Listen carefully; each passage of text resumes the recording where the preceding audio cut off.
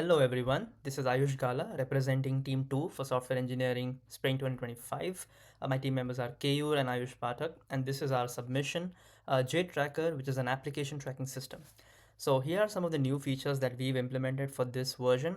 Firstly, since all of the ChatGPT APIs went, paid, so we had to switch out for Gemini APIs, and so the catch here is that since Gemini is a much more powerful model than the initial GPT 3.4 that we were using, we are able to give the users much more deeper and in-depth analysis of their own resumes.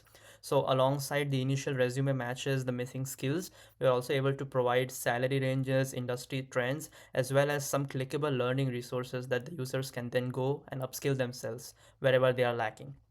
The second feature that we've added here is that for a lot of applications, let's say I've done like 1,000 applications, this area was generally pretty cluttered, right? But now we've added a nice filtering based on the status of your application, and we've also added a search bar, so I can search by the company name to find whichever application I'm looking for, change its status, and then I'm set, right?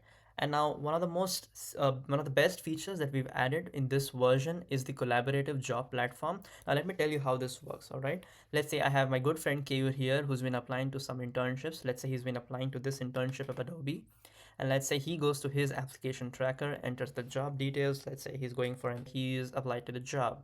Now what happens is on Keyur's portal, the job has been added to his applications list, but in the backend, it's also been added to a shared job portal. And so when I go to my job matches, I'll be able to see the Adobe internship listed down here and saying it's been applied by one person.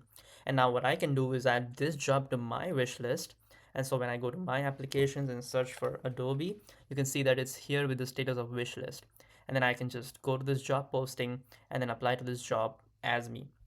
Right. So the implications for this feature are really nice. It's basically a community built by the candidates for the candidate sort of system where we have a pool of jobs created by a lot of people applying on their own. And so it sort of reduces the amount of time required by the candidate to sort of look for jobs rather than just applying to jobs, right?